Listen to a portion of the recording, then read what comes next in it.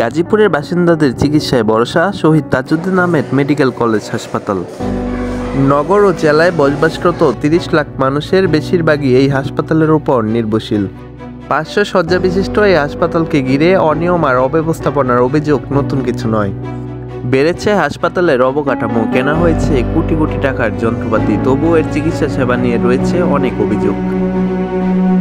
সকাল পেরিয়ে দুপুর ১২টা, হাসপাতালে ঢুকতেই দেখা যায় নোংরা অস্বাস্থ্যকর পরিবেশেই দেওয়া হচ্ছে চিকিৎসা। হাসপাতালের প্রতিটি ফ্লোরের চিত্র প্রায় একই। অনিয়ম, অব্যবস্থাপনা সহ নানা কারণে চিকিৎসা নিতে এসে রোগীদের পোহাতে হচ্ছে দুর্ভোগ। কাঙ্ক্ষিত সেবা থেকে বঞ্চিত হচ্ছেন তারা। মেডিকেলে আসার পর পরিবেশ কেমন পাইছেন? আমি নিজে নিয়ে যাবো, এখানে এত রক্ত প্রচুর ময়লা ছিল। পরে আমার পুরো ফ্যানটা পরনের ফ্যান খুলে যে পানি দিয়েছিল মুছে নিছি। আর এই জায়গাটা দারুটা নিয়ে নিজে ডাস্টবিনে ফেলাইছি। সেই হিসেবে যে ওয়াশরুম বা টয়লেট বাথরুম এগুলো মানে পরিবেশ কেমন? এগুলো একদম কিনারে রুগীটা ঝাড়ু দিয়ে সব না আছে। আমি মানে এই মেডিকেলের কোনো ওয়ার্ড বয় বা কেউ কিছু করে না?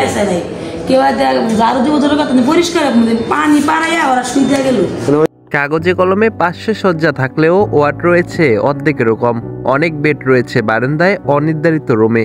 বেশি রোগী হলে তাদের জায়গা হয় বারান্দায়। ৩ বেলা খাবার সরবরাহ করা হলেও সেগুলো খুবই নিম্নমানের। অভিযোগ রয়েছে খাবারে পায়ে মিলে পোকামাকড় ও তেলাপোকা। লাভ শুধু কয়দিন হচ্ছে আজকে আইছেন? 15 দিন। তার সবজি কি কি দেয় এর ভিতরে? মিষ্টি কদু, লাভ এগুলাই? আজকে শুধু লাভ পাইছেন, কদু পাইছেন? ঠিক আছে। সবজি কি পাইছেন? সবজি কি পাইছেন?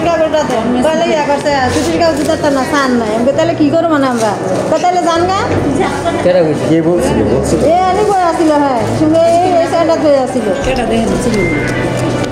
ছুটির কাগজ বাসায় নিয়ে বলছে রোগী কে? একটু জটিল রোগী হলেই রেফার করা হয় ঢাকার হাসপাতালগুলোতে। কর্মকর্তাদের খামখেয়ালিতে বছরের পর বছর ধরে অকেজো অবস্থায় পড়ে থাকে সরকারি অর্থে কেনা কোটি কোটি টাকার যন্ত্রপাতি। নানা অনিয়মের একটি চক্র জড়িত রয়েছে বলে মনে করছেন অনেকেই।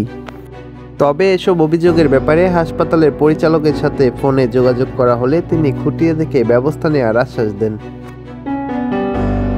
জাকারিয়া শিকদার, মাতৃবাংলা নিউজ, গাজীপুর।